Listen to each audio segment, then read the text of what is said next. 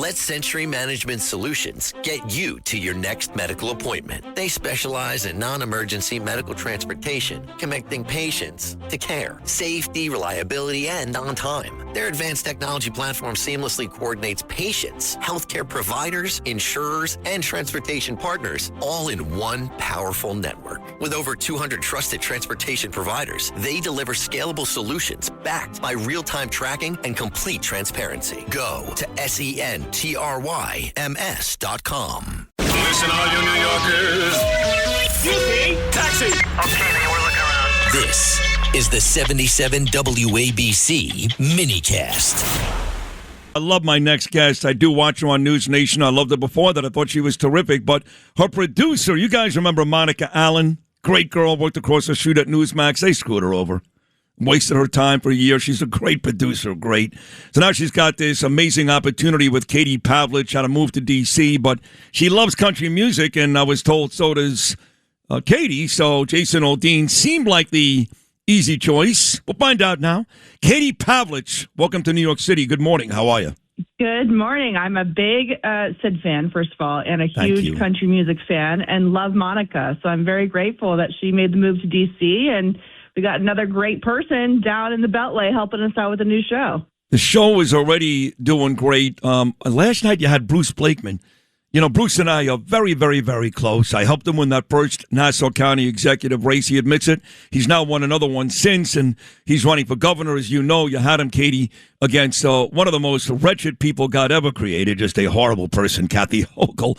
And if New York is going to be saved, we've already got a mayor that you couldn't dream how bad this guy is. I mean, he just hates everybody. So if New York is going to be saved, it could only be saved if Blakeman wins. If we're saddled with Mamdani and Hochul, we all got to go. That's it. We're out of here. Tennessee, Florida, here we come. What are your impressions, after speaking to him, of Bruce Blakeman in this governor run?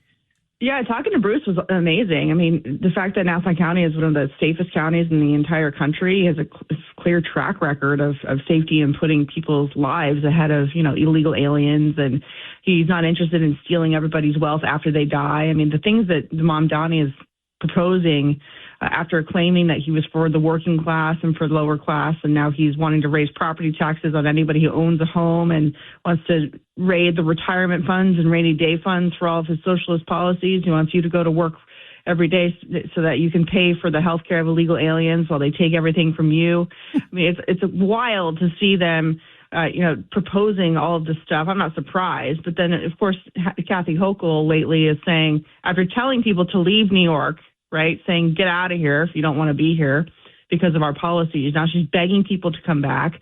I'm sorry, the policies and the weather in Florida is too good. Once people are leaving, they're probably not coming back, no matter how good the bodegas are in New York.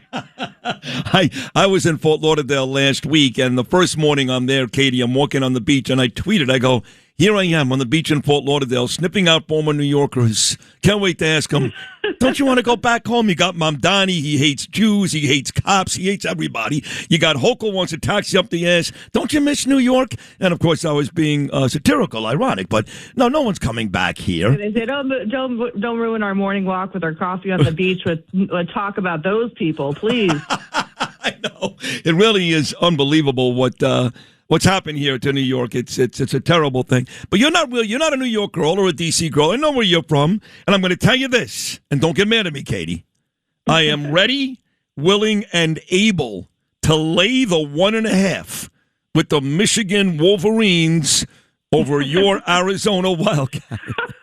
Okay, we should make a bet. You know what's so funny is every year I make a bracket, and I just put my Wildcats at the very top every single time because I'm a loyal fan. Yeah. And this year I didn't make a bracket, and I would have been doing pretty well. So maybe the key to our success is that Katie Pavlich doesn't make a bracket for March Madness.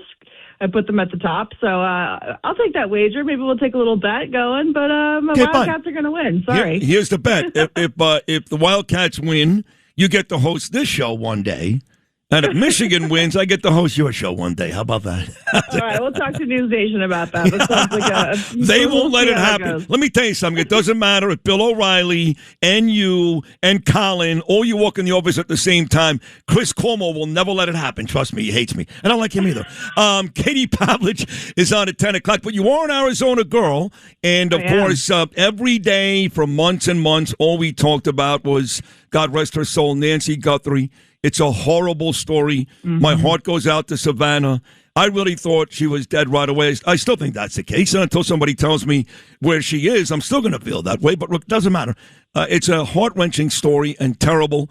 You're from Arizona. You know what the policing is like there. That sheriff's office in Tucson has really come up small here. What are your thoughts on that whole investigation?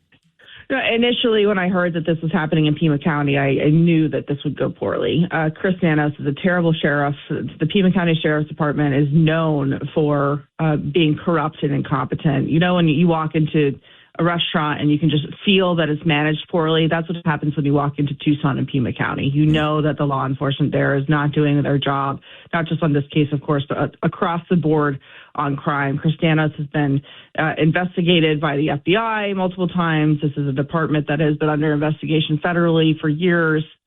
He was previously in El Paso, reprimanded a number of times, somehow got this sheriff's job in Tucson. And, of course, the Nancy Guthrie case has been gotten national attention, and we still don't know what happened there. But more broadly, crime in Tucson has been out of control for years. When I lived there, it was the same situation, and that was a very long time ago now. So, unfortunately, the people of Pima County are not being served well by Nanos. There's a group of people who are, and we had them on the show recently, who are working to recall Nanos to try and get a better sheriff into that position. But the county is very corrupt. It's not just the sheriff's department. It's also the city council leadership, the mayor's office, the governor, of course. It's interesting how she has been very quiet throughout this process. You haven't heard much from the Attorney General of Arizona and the prosecutor's office that is in Pima County, while on day 9 of Nancy Guthrie's disappearance was in Philadelphia, or Washington, D.C., rather, with a bunch of other liberal DAs,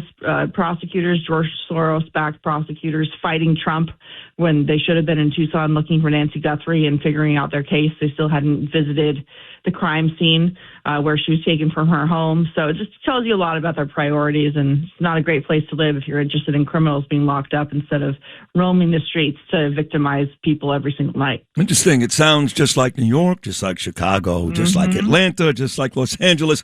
What do you all have in common? Blue sanctuary cities. They're destroying our states. They're destroying our country.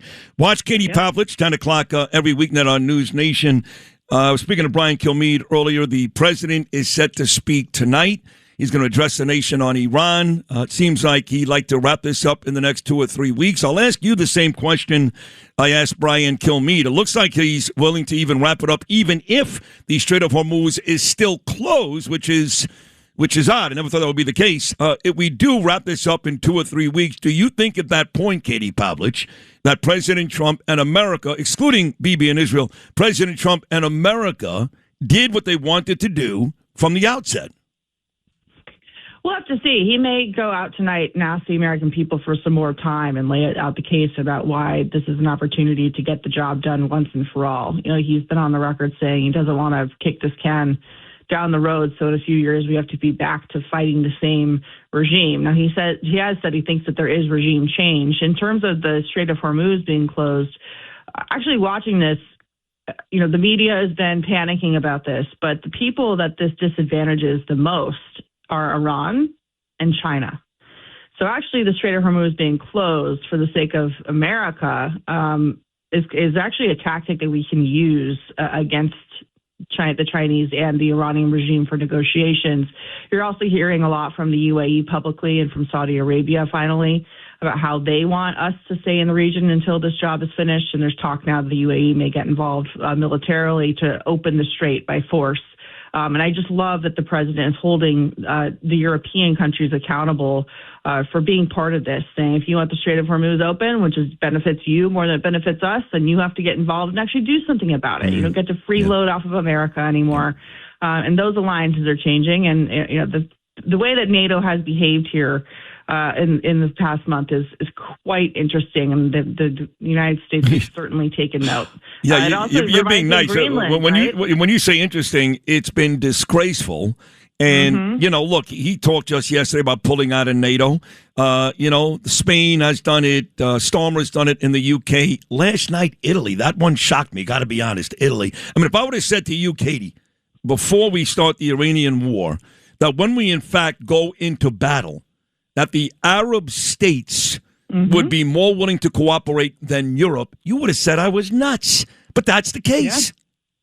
Well, the UAE has been warning about this for years. They've been saying there will come a day when radical terrorists, Islamic terrorists, will be coming out of Europe rather than out of the Middle East, and we have made that point.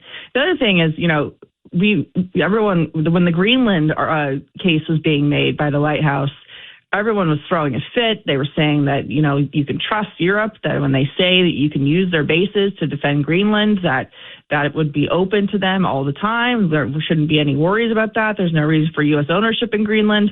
Well, I think they just proved that to themselves that they can't be trusted to allow the United States to use bases in an emergency, and proved Trump's point about wanting ownership, at least in part, of Greenland when it comes to the new Arctic threat, the Russia-Chinese threat up north, and building the Golden Dome to protect the United States of America from intercontinental ballistic missiles from abroad. And so I'm going to say that debate's going to come back up again, given that they've proven that they're actually not willing to let us use their bases when we need them.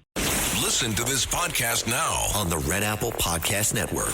Why is the middle class shrinking? Why are people facing an affordability crisis while marginalized individuals called informals grow in numbers? Join me as I travel the world, speaking with people living in invisibility, the leaders working to solve it, and uncovering the hard truths shaping our economy and daily reality. Download all of Red Apple Media's podcasts right now through your favorite podcast platform.